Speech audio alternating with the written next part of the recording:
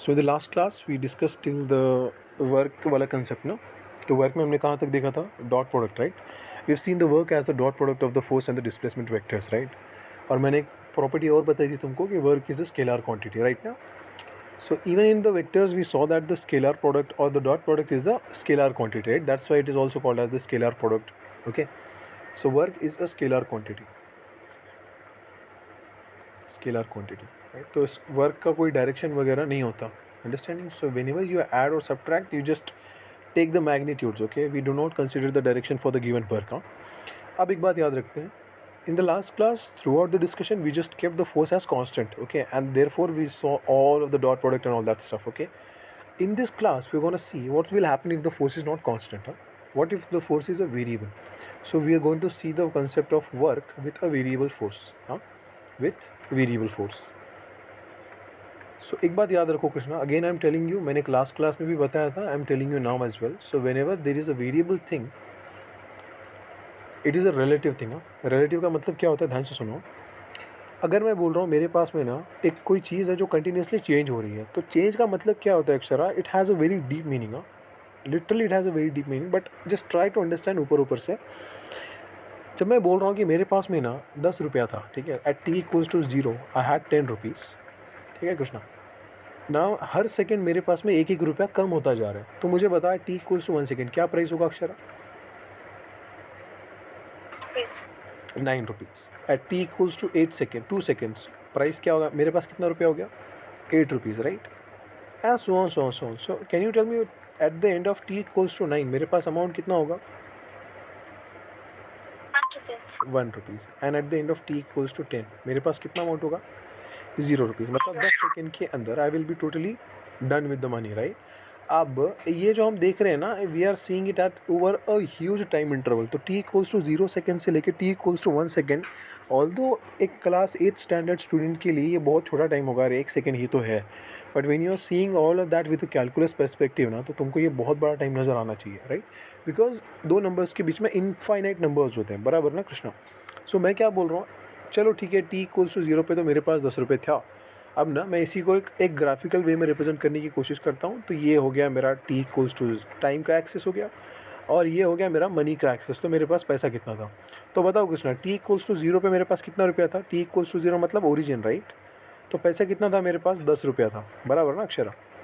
जैसे ही T equals to 1 second आया, 2 second आया, 3 सेकेंड आया, 4, 5, 6, 7, 8, 9, 10, ठीक है. तो पैसा क्या होता गया मेरे पास में? डिक्रीज होता गया ना. टी इक्वल्स टू 1 सेकेंड पे पैसा था 9 rupees. T equals to second पे अमाउंट था 8 rupees. T equals to 3 second पे अमाउंट था 7 rupees. T equals to 4 second पे अमाउंट था 6 rupees and all that stuff. तो मैं क्या कर रहा हूँ, मैं पूरे जो नंबर्स मिल रहे हैं ना, I am gonna join all of them, okay. और मेरे को एक स्ट्रेट लाइन मिलेगा, समझ में आ रहा है? So this is a straight line. Now my question is that, जो चीज़ें मेरे को वेरिएबल लग रही हैं, right, you can see on y axis values क्या हो रही है अक्षरा? जैसे मैं राइट वैसे वैसे इंक्रीज और decrease Krishna. As I am going from left to right, the values on the y-axis are increasing or decreasing? Decreasing, right? So the values are decreasing. तो जैसे जैसे मैं राइट में जाऊँगा वैसे वैसे वैल्यूज़ कम हो रही हैं. लेकिन ये जो चेंज है ना, मेरे को एक बड़े इंटरवल में ही नज़र आएगा. मतलब क्या?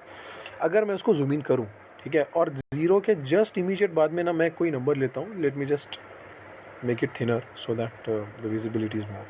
चलो, हाँ Akshara, this is t equals to 0. T equals to 0 के जस्ट बाद में ना मैं टी इक्वल्स टू 1 सेकेंड ले रहा हूँ. Let me change the colour.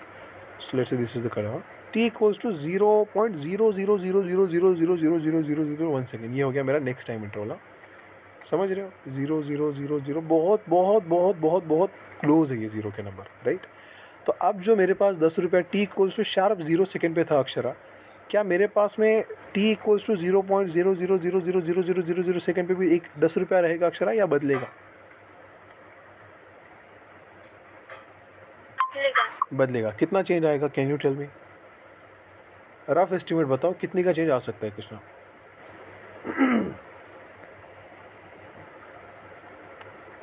What can be the change? 10 रुपया था मेरे पास में, 0.0000 मतलब बहुत क्लोज हूँ मैं 0 के भी. तो मेरे पास से बहुत कम अमाउंट गया होगा ना अक्षरा. तो मैं क्या बोल सकता हूँ, मेरे पास अमाउंट कितना होगा 9.999999, ये पूरा अमाउंट बाकी होगा, राइट ना, एंड सो ऑन। ये अमाउंट मेरे पास में भी फिलहाल में बाकी है। अब मुझे बताओ अक्षरा, चेंज कितने का आया? पहले 10 रुपया था, अभी कितना हो गया? 9.9999। चेंज कितने का आया? चेंज इज इक्वल टू 0.0000000001, ये ना, राइट। अब दो चीज़ें हैं मेरे पास में, समझने की कोशिश करो, ठीक है। पहली चीज़ है मेरे पास में चेंज इन द टाइम।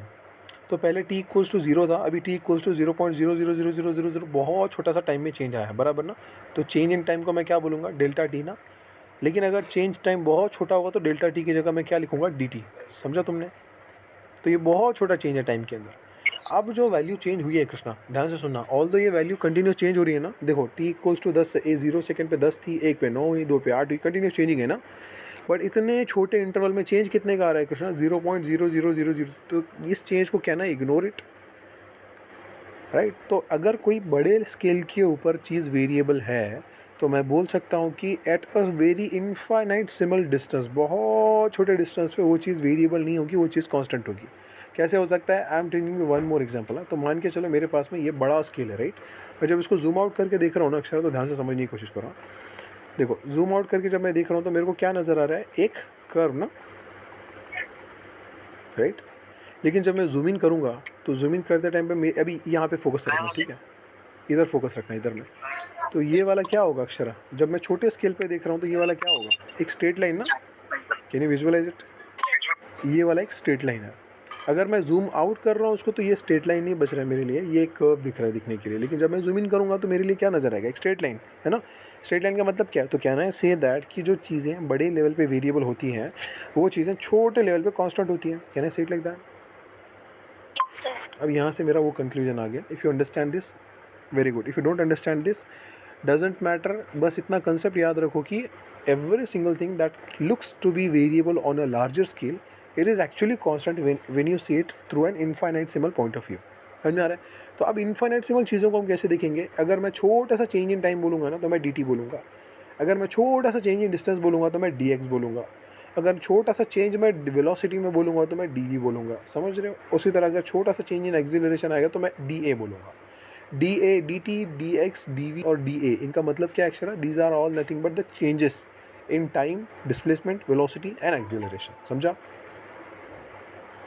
सो अब मैं क्या करना चाह रहा हूँ, वेरिएबल फोर्स आ रहा है मेरे पास में। देखो variable force there are of two types हैं, दो टाइप की वेरिएबल फोर्सेस होते हैं। First one I can say, देखो मैं मोटा मोटा क्लासीफाई करने की कोशिश करता हूँ। Variable force can be classified into two types. First type is organized variable force and the second one is unorganized variable force. समझ में आ रहा है? तो पहला होता है ऑर्गेनाइज्ड वेरिएबल फोर्स, मतलब एक पर्टिकुलर ट्रेंड या एक पर्टिकुलर पैटर्न के अंदर तुम फोर्स को वेरी करते हो, चेंज करते हो। This is the organized variable force. And the second category is unorganized variable force. मतलब क्या कि इधर कोई ऑर्गेनाइज नहीं होता, मतलब बस जैसे तुम्हारा दिल बोल रहा है तुम वैसे फोर्स को चेंज कर रहे हो, यहाँ पे कुछ भी ऑर्गेनाइज नहीं है। तो इधर ऑर्गेनाइज्ड वेरिएबल फोर्स में क्या होगा अक्षरा? यहाँ पे we describe a force successfully with the help of the equation. समझ में आ रहा है? और अनऑर्गेनाइज्ड फोर्स में हम किसी भी फोर्स को इक्वेशन के फॉर्म में रिप्रेजेंट नहीं कर सकते। मतलब क्या कि मेरा दिल किया, मैंने छोटा सा फोर्स लगाया, फिर कुछ देर बाद मेरा दिल किया, मैंने और फोर्स को बढ़ाया, कुछ देर के बाद मेरा दिल किया, मैंने और फोर्स को कम किया, कुछ देर बाद मेरा दिल किया मुझे और फोर्स बढ़ाना चाहिए तो मैंने और बढ़ाया, थोड़ी देर के बाद और बढ़ाया, थोड़ी देर के बाद और बढ़ाया, फिर कम किया, फिर कम किया, फिर बढ़ाया, फिर कम किया। कोई पैटर्न ही नज़र नहीं आ रहा इसमें। समझ में आ रहा है? तो we are not gonna talk about these types of forces throughout our discussion. तो जिधर जिधर भी वेरिएबल चीज़ें आएंगी ना, we will always going to see the organized वाला वेरिएबल फोर्सेस। हाँ, तो यहाँ पे भी ऑर्गेनाइज्ड फोर्स कैसे होगा? ऑर्गेनाइज्ड फोर्स हो सकता है या तो देखो अभी ना वेरिएबल फोर्स मतलब कंटिन्यूसली चेंजिंग फोर्स ना अक्षरा। तो मैंने तुमको पहले भी बोला था, जब जब मैं वेरिएबल का डिस्कशन करूँगा तो मैं किसी ना किसी के पॉइंट ऑफ व्यू से, किसी ना किसी के पर्सपेक्टिव से चेंजिंग वेरिएबल बोलूँगा, राइट ना। So based on that, we also seen what is the position of, what is the definition of the distance, what is the definition of the speed and all that stuff, right now. So it has already happened। कहाँ पे, कौन से chapter में हुआ है तुम्हारा ये? Acceleration वाले, काइनेमेटिक्स वाले चैप्टर में हुआ है, बराबर ना। Very now was telling you that the value of acceleration is nothing but dv by dt। Right ना. If you want I can just revisit it quickly. एक बात याद रखो, जब भी मैं बोल रहा हूँ कि चेंजिंग, तो चेंज हम अपने को पता ही नहीं चल सकता, अपने को किसी ना किसी के रिलेटिवली चेंज देखना पड़ता है. अगर तुमको मैं एक वाइट कलर के पूरा पूरा पूरा वाइट कलर का रूम है, उसके दीवारें वाइट है, उसकी फ्लोर वाइट है, उसका सीलिंग वाइट है, सो दैट तुमको पता ही नहीं चल रहा कि तुम अभी कहाँ पे हो. अंडरस्टैंडिंग. और हल्का हल्का हल्का हल्का मैं तुमको अगर धक्का देके आगे लेके जाऊँ, यू विल नॉट अंडरस्टैंड कि यू आर मूविंग. समझ में आ रहा है? बिकॉज तुम्हारे आजू बाजू की चीज़ें कांस्टेंट है, तुम्हारे लिए सब कुछ वाइट है, बराबर ना. So whenever we say that there is something change, तो चेंज किसी ना किसी के रिलेटिव में होता है, याद रखो. और मैंने तुमको पहले भी बोला था कि have you ever travelled in a train. तो ट्रेन के अंदर ट्रैवलिंग प्रोसेस कैसे होता है अक्षरा? अगर तुम्हारे सामने से ट्रेन आ रही है, तुम्हारी ट्रेन रुका हुआ है, then you will not realize कि तुम्हारा ट्रेन चलना स्टार्ट किया है या वो सामने वाला ट्रेन चलना स्टार्ट किया है, बराबर ना. Because in both the scenarios दिखने के लिए आजू बाजू का जो रिलेटिव सीन होता है ना, वो सेम होता है. मतलब अगर तुम्हारा ट्रेन चल के आगे जाने लगे तब भी तुम्हें सब कुछ चेंजिंग नज़र आता है, और अगर सामने वाला ट्रेन चलने लगे तब भी तुम्हें सेम नज़र आता है कि आजू बाजू की चीज़ें तुम्हारे लिए बदल रही है, राइट. क्यों हो रहा है ऐसे? Because you are not getting a feel of inertia. खड्डा विड्डा तुमको नहीं लग रहा. Understanding. That is the reason why you will still be on your place, और तुमको ऐसा लगेगा कि तुम चल ही नहीं रहे हो, या इन जनरल वो ट्रेन आ रही है. So it's impossible for you to estimate to find कि तुम्हारा ट्रेन चल रहा है या बाजू वाले का ट्रेन चल रहा है. अंडरस्टैंडिंग. फिर क्या करना पड़ेगा तुमको? एक ऐसा ऑब्जेक्ट चूज़ करना पड़ेगा रिलेटिवली जो जगह पे हो. लाइक एक आधी पोल हो गया, राइट, लाइक फ्लोर्स हो गए, ज़मीन हो गया, सीलिंग हो गई, वो जो गिट्टी के पत्थर होते हैं वो हो गया. तो वो उन चीज़ों को देख के तुम पता कर सकते हो कि if your train is at rest और if your train is at moving. Understanding. तो जब जब भी मैं चेंज की बात करता हूँ या वेरिएबल चीज़ों की बात करता हूँ, मेरे लिए किसी का रिलेटिव होना बहुत ज़रूरी है, तभी मैं चेंज की बात कर सकता हूँ. Understanding. So when I am telling the force is variable या फोर्स चेंज कर रहा है, तो किसके रेस्पेक्ट में चेंज कर रहा है, दैट कीप्स एन इंपॉर्टेंस. समझ रहे हो? सो व्हेन आई से that the force is variable, तो वो फोर्स टाइम के रिस्पेक्ट में वेरिएबल हो सकता है. मतलब t इक्वल्स टू 0 पे कुछ था, t इक्वल्स टू 1 सेकेंड पे कुछ हो गया, t इक्वल्स टू 2 सेकेंड पे कुछ और हो गया. उसी तरह force can be variable with respect to position. मतलब इनिशियली वो जब x इक्वल्स टू 0 पे था तो कुछ और था उसका फोर्स, जैसे जैसे वो आगे बढ़ रहा है उसका फोर्स कम होता जा रहा है या बढ़ता जा रहा है, डिपेंडिंग अपॉन द सिचुएशंस. समझ रहे हो? So what I am telling to you, whenever I say that something is variable, I must need a reference with which the force is variable. समझ रहे हो? तो ऑर्गेनाइज्ड फोर्स क्या होगा? ये वेरिएबल होगा लेकिन किसी ना किसी के रेस्पेक्ट में, with respect to something. Understanding. तो अगर ये टाइम के रेस्पेक्ट में वेरिएबल हो रहा है ना, तो मेरे पास में क्या आना चाहिए? फोर्स और टाइम का इक्वेशन आना चाहिए. फॉर एग्जाम्पल मैं बोल रहा हूँ F is equals to 2t. तो Akshara tell me at t equals to 0 force कितना है?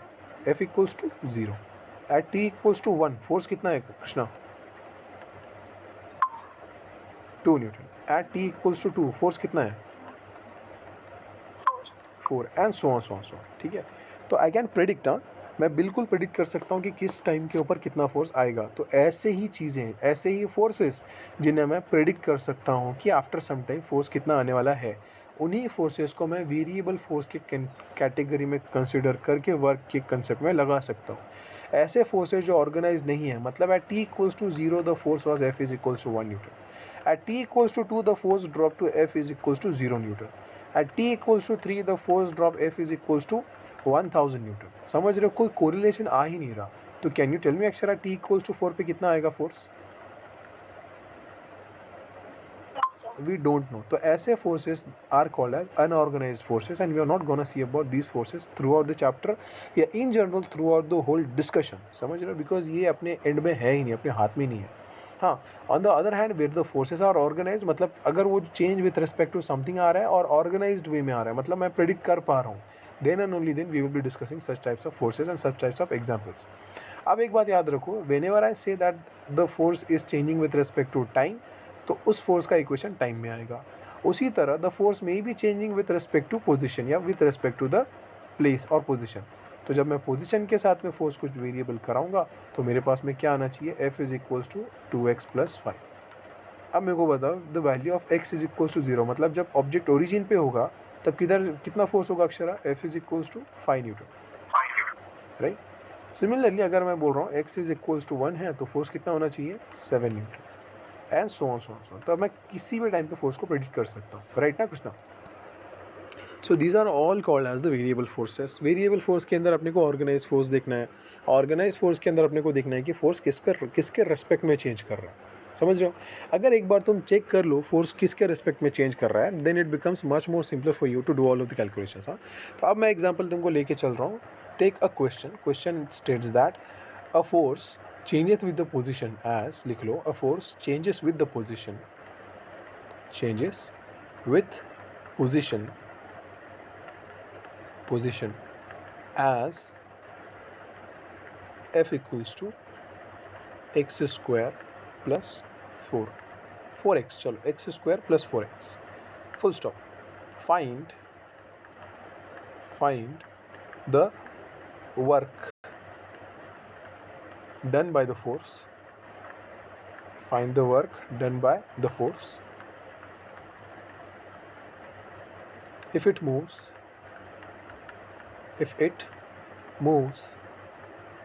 from origin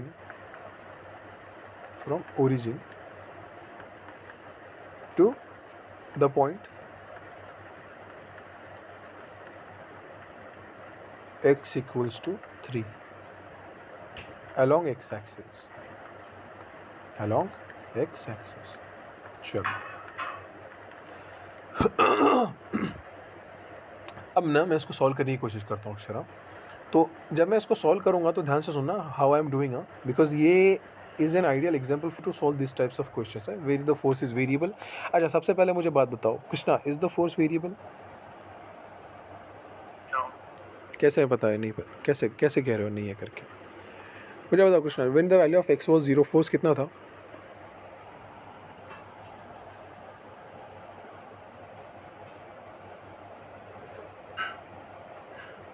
put the value of x as 0 in the equation क्या है कृष्णा अपने पास में? f equals to x square for x. Very good. तो अब इस इक्वेशन के अंदर मुझे x का वैल्यू 0 रखना है कृष्णा, तो f का वैल्यू क्या होगा? 0 स्क्वायर प्लस 4 इंटू 0। सो f का वैल्यू 0 होगा, मतलब at origin the force will be 0। अब जब मैं 1 मीटर का डिस्टेंस चलूंगा on the x axis Krishna, तो बताओ मुझे x का वैल्यू 1 रखो और फोर्स कितना आ रहा है? 1 का स्क्वायर प्लस 4 इंटू 1 ना, मतलब 5 आ रहा है। तो पहले फोर्स कितना था? 0 था। अभी कितना आ रहा है? 5 आ रहा है। अगर मैं इसके अंदर x का वैल्यू 2 पे चेंज करूं तो भी फोर्स वेरिएबल आएगा, अंडरस्टैंडिंग? तब 8 आएगा ना, सॉरी 8 नहीं आएगा, तब कितना आएगा? 12 आएगा, right? And also on stop so forth. तो इसका मतलब क्या है Krishna? The force is continuously varying, right? Continuously variable force है। एक बात पक्की हो गई Akshara. My second question is that is this the force organized? Yes, sir. Very good. अब मैं क्या करना चाहूँगा? I have to find the displacement. तो अब एक बात याद रखो, whenever we say that the force is variable over a long interval सा, मतलब x इक्वल्स टू 0 से लेके x इक्वल्स टू 1 तक, ये बहुत बड़ा इंटरवल है। लेकिन जब मैं छोटे से इंटरवल की बात करूँगा, x इक्वल्स टू 0 से लेके x equals to 0.00000 and all that stuff, उस रेंज के लिए फोर्स विल बी कांस्टेंट। समझ रहे हो अक्षरा? राइट। तो मैं क्या करने जा रहा हूँ, देखो मैं एक काम करूँगा, ये हो गया ग्राफ। सबसे पहले तो मैं ग्राफ ड्रॉ करता हूँ, ठीक है? ग्राफ किसका ड्रॉ करूँगा मैं? I will draw the graph of x square plus 4x। तो एक्स स्क्वायर प्लस 4x का ग्राफ कैसे आएगा Akshara? The graph will look something like this. 1 minute. So the graph will look something like this. ये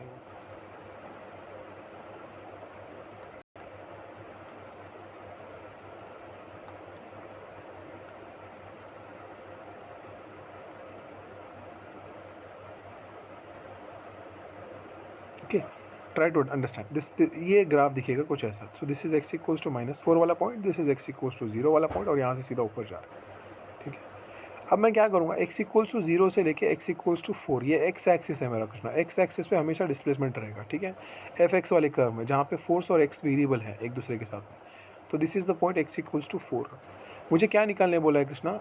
work done निकालने बोला है, right? Work done का formula क्या होता है अक्षरा? F इंटू एस ना, राइट? लेकिन मैं F इंटू एस इधर डायरेक्टली नहीं लगा सकता कृष्णा। मैं F इंटू एस क्यों नहीं लगा सकता, बताओ मुझे? W is equals to F into S. Why I cannot apply this formula? It is Displacement is not there. okay because the force is variable Akshara. तो अगर मैं F into S फार्मूला लगा रहा हूँ तो मैं फोर्स के लिए क्या रखूँगा? That's the question, understanding? So that I don't know कि किस पॉइंट ऑफ टाइम पे फोर्स का वैल्यू मुझे क्या रखना चाहिए, और इनफाइनाइट टाइम इंटरवल से, तो हर एक टाइम इंटरवल का फोर्स निकालो, उसको डिस्टेंस से मल्टीप्लाई करो और उसको ऐड करते जाओ, ये मेरे से नहीं होगा। That is the reason why what I will do. याद रखो, अभी एल्गोरिदम याद रख लेना, स्टेप्स याद रख लेना कैसे करते हैं ऐसे क्वेश्चंस को सॉल्व। सबसे पहले क्या करेंगे, I will choose x equals to 0 से लेके x इक्वल्स टू 4 वाला region and I will just make the boundaries of it. तो ये होगी बाउंड्रीज। अब उसके बाद में work is nothing but the area. याद रखो, I am giving you an important point. Work is the area, work is the area under fs curve। fs curve मतलब क्या Akshara, f is for force, s is for displacement। समझ रहे हो? तो जिधर जिधर भी x एक्सिस के ऊपर डिस्प्लेसमेंट आएगा, y एक्सिस के ऊपर फोर्स आएगा, तब जो ग्राफ बनेगा ना, उसके नीचे का जितना भी एरिया आएगा that will be my work. समझा? अभी इस गोल्डन, ये this is a golden line है कृष्णा, इसको याद रखो through out your life. Work is nothing but the area under F S curve, right. तो अब मुझे एरिया निकालना अक्षर, कैसे निकालूंगा area, I will go with the same concept. पहले वाले कंसेप्ट से ही जाऊंगा मैं। What does the previous concept states that, कि अगर force over a long interval variable है तो over a short interval the force must be constant, right ना। चलो, तो अभी मैं क्या करने वाला हूँ, I am gonna see the shorter distance. ठीक है, चलो मैं ग्राफ ड्रॉ कर लेता हूँ पहले एक और बार। So this is the graph, it should look like this, ऐसा। तो x इक्वल्स टू 0 से लेके x इक्वल्स टू 4 तक मैं लेके जाना चाहता हूँ ग्राफ को। तो यहाँ पे कहीं पे आएगा, इमेजिन कर लो। ठीक है, I may be right, I may be not. चलो, so this is x equals to 4 वाला पार्ट। तो कैसे करूँ अक्षरा, ये बड़े डिस्टेंस के ऊपर कांस्टेंट है तो मैं इसको जूम इन करूँगा।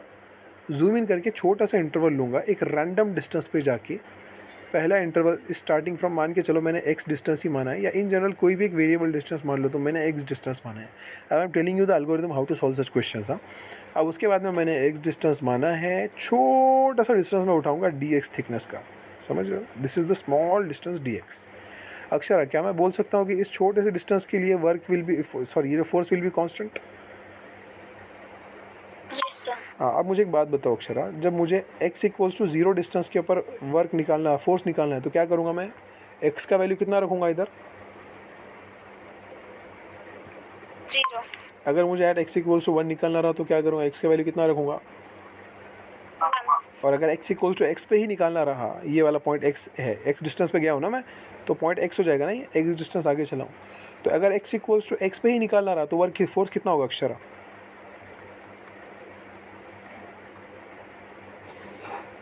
यही होगा ना, x का स्क्वायर प्लस 4x। अंडरस्टैंडिंग, समझ रहे हो? या इन जनरल कोई एक रैंडम नंबर ले लो तुम, डोंट गेट कंफ्यूज। ना, अगर मैं बोल रहा हूँ x इक्वल्स टू k तक या x इक्वल्स टू a, अगर मुझे x इक्वल्स टू a पे फोर्स निकालना रहा अक्षरा, तो कैसे निकालूंगा मैं?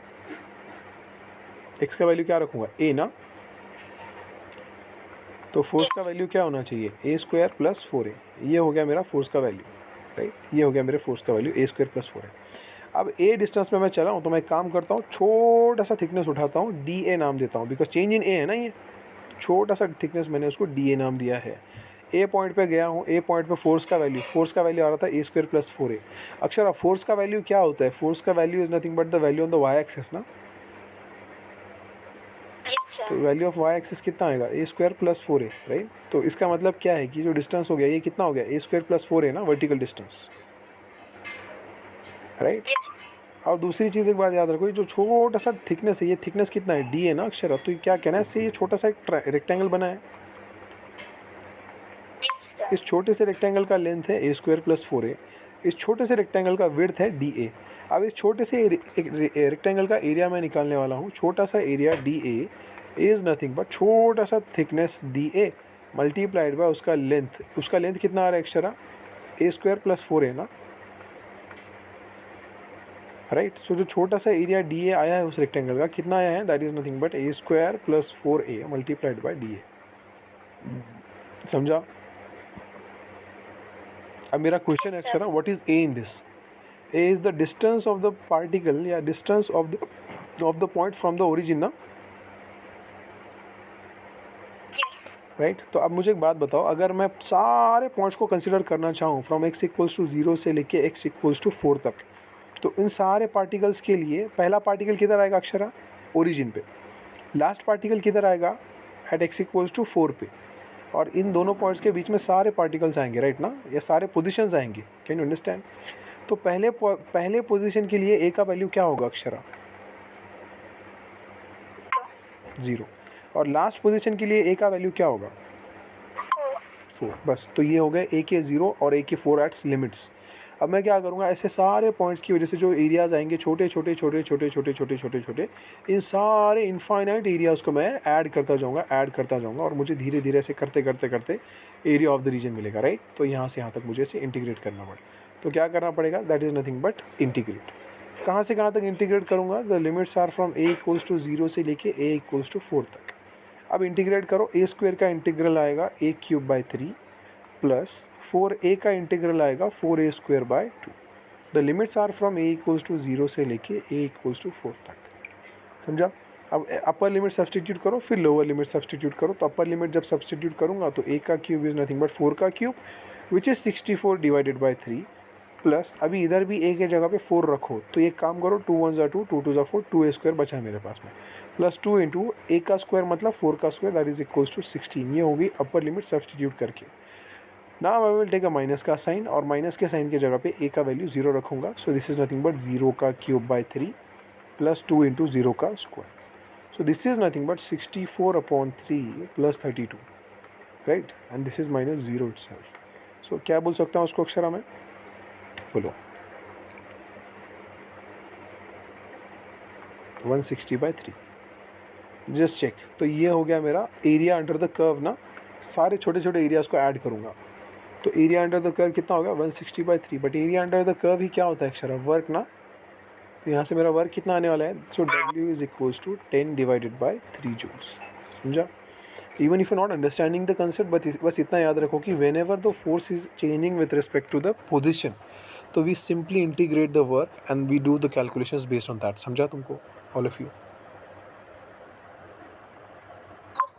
Yes, sir. Now based on some other explanations, अब what will happen if the force is not changing with the position? What will happen if the force changes with respect to the time interval? या time के साथ में अगर force change कर रहा है तो वर्क कैसे निकालेंगे? ना उसके लिए एक पूरा का पूरा अलग सिनेरियो है। If you want we will discuss that as well, but for before that I want you to solve some questions based on this. तो क्वेश्चन नंबर 1 लिख लो तुम लोग। Find the work.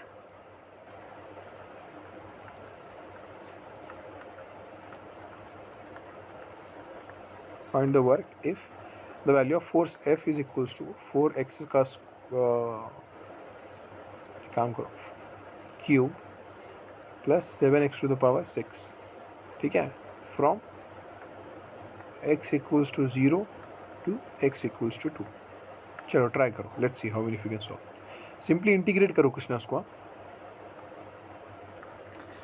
What I will do Krishna यहाँ पे, see if you not understanding anything, simply integrate कर दो force को। बट इंटीग्रेशन तभी वैलिड है when the force is changing with respect to the distance. हाँ, एक्स के साथ में अगर चेंज हो रहा है या एस के साथ में चेंज हो रहा है, राइट। और पोजीशन दे दिया जाए एक्स इक्वल्स टू 0 मतलब पोजीशन है ये, एक्स इक्वल्स टू 2 भी एक पोजीशन है। So what we will do, we will say simply W is nothing but integral of FdS, बराबर ना अक्षर, है ना। छोटा सा अभी क्या करेंगे, इमेजिन करो आपस से, मैं तुमको एक और बार सिस्टमेटिक बताने की कोशिश करता हूँ, ट्राई टू अंडरस्टैंड ना।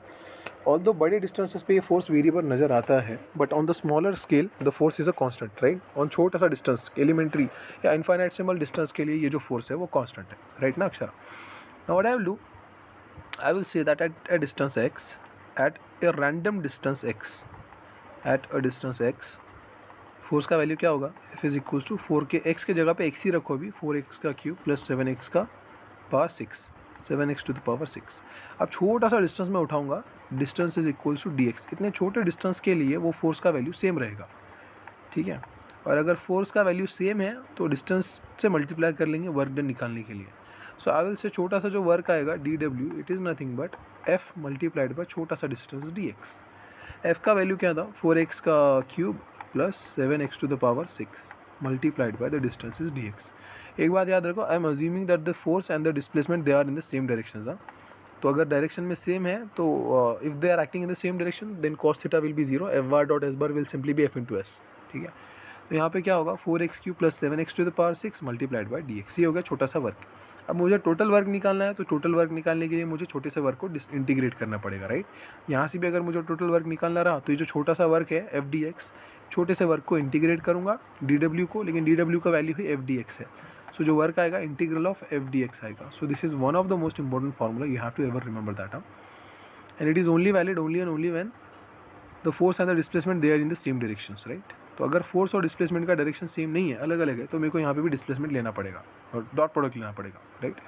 तो यहाँ से क्या करूँगा मैं, फोर्स के जगह पे 4x की पावर क्यूब 4x का क्यूब + 7x की पावर 6 एंड सब्सटीट्यूट। तो the work is nothing but integral of 4x³ + 7x⁶ dx, right Akshara. अब मैं क्या करूँगा, I will separate the integrals. So this is nothing but 4x³ dx and this is nothing but plus integral of 7x⁶ dx, right. Now since the value of 4x का cube is x⁴, I know that, plus इसका भी जो integral आएगा that will be x⁴. The lower limits are from x = 0 से लेके x = 2 तक, इधर भी लोअर लिमिट इज 0 एंड इधर अपर लिमिट इज 2 तक। सो एक काम करो, x = 0 लोअर लिमिट ले लेना और x = 2 अपर लिमिट ले लेना। Now to find the value of work, मैं क्या करूँगा, I will first substitute the value of upper limit minus I will substitute the value of lower limit। तो upper limit क्या होनी चाहिए, upper limit must be 2⁴ plus 2⁴, minus 2⁴, sorry minus 0⁴, because lower limit is 0 plus 0⁴. So 2⁴ कितना आएगा Akshara, this is 16, right, and 2⁴ कितना आएगा 128, right. So the net work will be 16 plus 128, that is nothing but 144 joules. Understood? This is how we calculate the work done. Simply integrate करो, limits low, lower limit, upper limit, and just integrate. You don't have to do much about the work. Now what will happen if the force is changing with respect to time? अच्छा, उसके पहले ना ये वाले concept के ऊपर कुछ question solve कर लेते हैं। Work is the area under FS curve. So let me give you one more question. The question states that find the work done. Find the work done. The work done in the following cases or in the following examples. Work done in the following examples.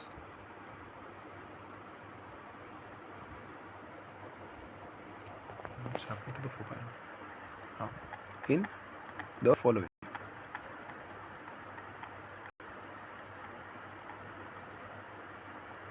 So इसके अंदर option number A ले लेना तुम। आई am giving you the graphs.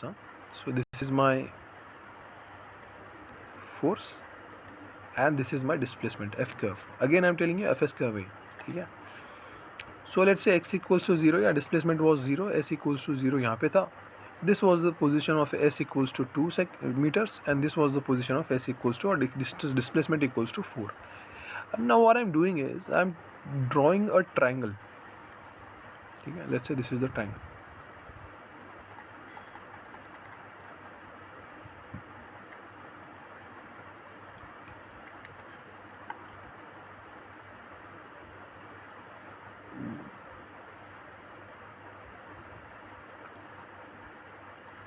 And the value of maximum value of the force was found out to be F = 20 Newton. चलो, can you solve this? Krishna solve कैसे करूँगा? See the concept is same. Work done is nothing but the area under FS curve. So work done is nothing but area under FS curve. तो इसके अंदर area कितना आएगा मेरे को वही कैलकुलेट करना है बस। सो प्रोवाइडेड यहाँ पे फोर्स वेरिएबल है लेकिन उतना ज़्यादा मैं एरिया फाइंड आउट कर सकता हूँ successfully, right, because it is a standard shape. ये ट्रायंगल वाला शेप है, बराबर ना Akshar. And moreover this are the 2 right angle triangles, एक दूसरे को बाजू में लगे हुए। टेल मी द साइड, ये साइड का लेंथ कितना है 2 यूनिट्स, ये साइड का लेंथ कितना है 2 units, right Akshara. Maximum height क्या है, हाइट का वैल्यू क्या है, हाइट का वैल्यू इज नथिंग बट 20 ना। तो मैं क्या करूँगा, I will find the area of this triangle first and I'll try to find the area of this triangle and then I'll try to add both the area. So इस triangle के area को मैं बोलूँगा this is A1, इस area को मैं बोल रहा हूँ this area is nothing but area A2. तो A1 का फार्मूला, और in general area of a triangle का फार्मूला क्या होता है Akshara, area of the triangle is nothing but half times base times height, right. So इधर हाफ का half as it is ले लो। What is the value of base here 2 and what is the value of height over here, the height is 20, right. So ये हो गया पहले triangle का area A1 का value. So this is the value of A1 which is nothing but ये 2 1 ज़ा 2 cancel हो गया, A1 का वैल्यू इज़ 20। सिमिलरली A2 का वैल्यू भी निकालो, अगेन A2 का वैल्यू भी क्या आएगा, A2 is nothing but half times of base times of height. तो हाफ का half as it is, base का वैल्यू क्या है इधर भी 2 और इधर हाइट का वैल्यू क्या है again 20। So this 2 as this 2 gets cancel, so my A2 का value will again be turn out to be 20 as well. So net area जो आएगा, net area under the FS curve is nothing but simply A1 plus A2, right now, because work is a scalar quantity, we are gonna just add it simply without a vector or without a directional sign. So A1 का value was 20, again A2 का value was also 20, so the net area was found out to be 40 और यही रहेगा मेरा work done. So W is nothing but 40 joules. Now it depends upon you, तुमको कैसे करना है, how you have to solve all of that stuff, all up to you, ठीक है. Let's take one more question based on this. So the question states that this is the question number 2, find the area और in general find the work done by the force. तो ये है मेरा force का displacement, force का access है, ये है मेरा डिस्प्लेसमेंट का एक्सेस. एक बात याद रखना, when ever I am telling the area is nothing but the work, it is only and only valid for the force and the displacement graph. हाँ, तो एक्स एक्सिस पे डिस्प्लेसमेंट होना ही चाहिए, वाई एक्सिस पे फोर्स होना ही चाहिए. अगर by chance इधर डिस्प्लेसमेंट की जगह टाइम या स्पीड या एक्सिलरेशन ऐसा कुछ आता है, तब इंटीग्रल नहीं रहेगा, area will not be there, only and only for the displacement and the force वाला वेक्टर. ठीक है, सो डू वन थिंग, ऐसे काम करना, ये ऐसा निकला है, ठीक है, और ये आगे कंटिन्यू जा रहा है कॉन्स्टेंटली, और at a some random point ये और आके नीचे चिपक गया.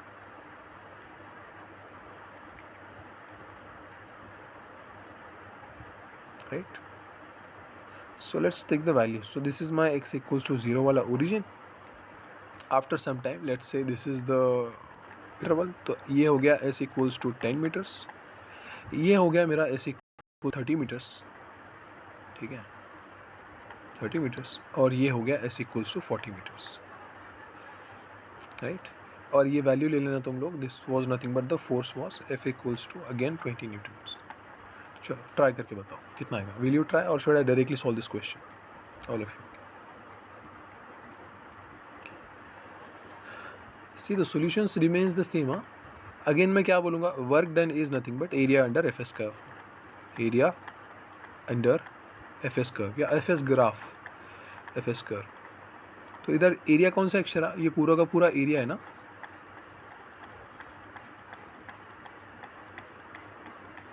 सो ये एरिया ही रहेगा मेरा वर्क डन. अब एरिया कैसे निकालूंगा, दैट्स द मेन इशू. तो एरिया निकालने के लिए क्या करना पड़ेगा मेरे को, सबसे पहले बताओ. सबसे पहले चेक करो कि is it matching a standard figure जिसका हम एरिया निकाल सकते हैं. ट्रायंगल, रेक्टेंगल, ऐसा कुछ बन रहा है इधर, बिल्कुल बन रहा है. देखो ये ट्रायंगल बना ना, राइट, और उसी तरह एक रेक्टेंगल भी बन रहा है. रेक्टेंगल किधर बन रहा है, ये वाला रेक्टेंगल देखो, is this a rectangle, right, और उसी तरह दूसरा भी क्या बन रहा है, ट्रायंगल ना. So this is also a triangle. So इस फिगर के अंदर this is the triangle T1, this is the triangle T2 and this is my net rectangle R. Right, so net work is nothing but area of triangle T1 plus area of this rectangle R plus area of this triangle T2. Right, अब area of triangle का formula क्या अक्षर है, half times of base times of height, plus area of rectangle का formula क्या है, it is nothing but simply length into breadth या base into height Khelo. So this is length into breadth, plus again area of the triangle T2 is nothing but half times of base times of height. Again for triangle T1 के लिए बताओ मुझे area क्या आएगा. अच्छा मैं directly लिखने की कोशिश करता हूँ. So work done is nothing but half times of base कितना आ रहा है अक्षर T1 के लिए, ये डिस्टेंस कितना है 10 मीटर, 10, और हाइट कितना है 20. ये हो गया area of the triangle T1 plus area of the rectangle के लिए लेंथ इनटू ब्रेड्थ. तो लेंथ कितना है अक्षर 20, और इसका ब्रेड्थ कितना है अगेन 20, मतलब ये स्क्वायर है rectangle. Again for the third triangle the base is 10, तो हाफ बेस इंटू हाइट लगाऊंगा. सो हाफ का half base, the value of base is 10, the value of height is again 20. So this is nothing but 2 1s are 2, 2 5s are 10, इधर भी 2 1s are 2, 2 5s are 10. So this is 20 into 5, again this is also 20 into 5 and this is 20 into 20. So 20 into 5 is 100 plus 20 into 20 is 400 and again plus 20 into 5 is again 100. So this is nothing but 600 joules, right? So this is how we calculate the area, or you can also say the work done by the variable forces. Right, तो force variable है, check करो force का continue value जो है वो बढ़ता जा रहा है, पहले बड़ा बड़ा बड़ा बड़ा बड़ा वाई एक्सिस पे ऊपर जा रहा हूँ ना मैं, एक सर्टन टाइम आ गया जब फोर्स का वैल्यू कांस्टेंट हो गया, अब एक्स के वैल्यू में आगे बढ़ा रहा हूँ लेकिन फोर्स का वैल्यू सेम है, एक्स का वैल्यू आगे बढ़ाओ फोर्स का वैल्यू सेम है, एक्स का वैल्यू आगे बढ़ाओ फोर्स का वैल्यू सेम है, एक्स का वैल्यू आगे बढ़ाओ फोर्स का वैल्यू सेम है, एक्स का वैल्यू आगे बढ़ाओ फोर्स का वैल्यू सेम है, एक्स का वैल्यू आगे बढ़ाओ फोर्स का वैल्यू सेम है। अब इसके बाद में जब मैं एक्स का वैल्यू और आगे बढ़ाऊंगा तो फोर्स का वैल्यू वापस से नीचे गिर गया, देखो राइट, और आगे आ रहा हूँ फोर्स का वैल्यू और नीचे गिर रहा है, और आगे आ रहा हूँ फोर्स का वैल्यू और नीचे गिर रहा है, और आगे आ रहा हूँ फोर्स का वैल्यू और नीचे गिर रहा है। सो यहाँ से लेके यहाँ तक के रीजन में फोर्स वॉज कांस्टेंट, बराबर ना। और बाकी दो रीजन्स के अंदर, ये वाला रीजन और ये वाला रीजन, इन दोनों रीजन्स के अंदर फोर्सेस वेर वेरिएबल, बराबर ना। Now I am giving you a few more questions for your homework, so before coming to tomorrow's class do revise all of the homework. चलो तुमको समझा ऑल ऑफ यू। देखो even if you not getting the feel for now, I just want you to remember the formula, कैसे work निकालते हैं। You will understand that as whenever you will be entering in your class 11th वाला syllabus, ठीक है। चलो anyways, question states that find the work done, और अगर तुमको अभी समझ में आ रहा है that means it's an incredible thing, incredible. Find the work done. और एक बात याद रखना, हमने सब देखा है, it was only valid for force and displacement. Force का डिपेंडेंसी डिस्प्लेसमेंट के ऊपर था, so force was changing with respect to the displacement or the position. That is the reason why we are telling that the work is nothing but the area under Fs curve, right? But what will happen if the force is not changing with respect to the position, or let's say if it's changing with respect to time, it will not be as the same as it is, okay? तो अपने को उस time पे क्या निकालना पड़ेगा, force से मेरे को एक्सेलरेशन निकालना पड़ेगा, टाइम का डिस्प्लेसमेंट निकालना पड़ेगा, फिर फोर्स को डिस्प्लेसमेंट से मल्टीप्लाई करना पड़ेगा, understanding. So anyways we will be doing all of that in the later classes. अभी के लिए याद रखो, find the work done by the following forces, by the following forces. So इसके अंदर take question number 1. Question number 1 states that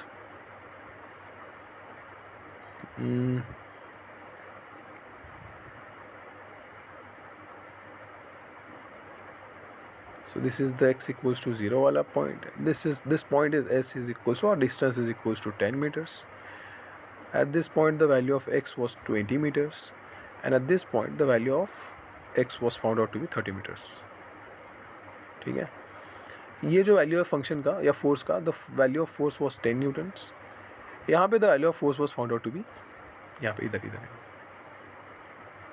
ठीक है, this value was found out to be 50 newtons. चलो you have to try this, then and only then you will be able to find this. तो तुमको पूरा एरिया निकालना पड़ेगा Akshara, whole area under the F S curve, ये पूरा का पूरा एरिया निकालना पड़ेगा, राइट, यहाँ से यहाँ तक का। I hope you understand that, ठीक है। चलो write this question, I am giving you one more question and then we will be stopping over here, ठीक है। So see this concept is a little important if you see it from the JEE and NEET point of view, okay, so keep revising the stuff, okay. So this is the 50 Newton wala force, 50 Newton, okay. Question number 2, this is my question number 2, that states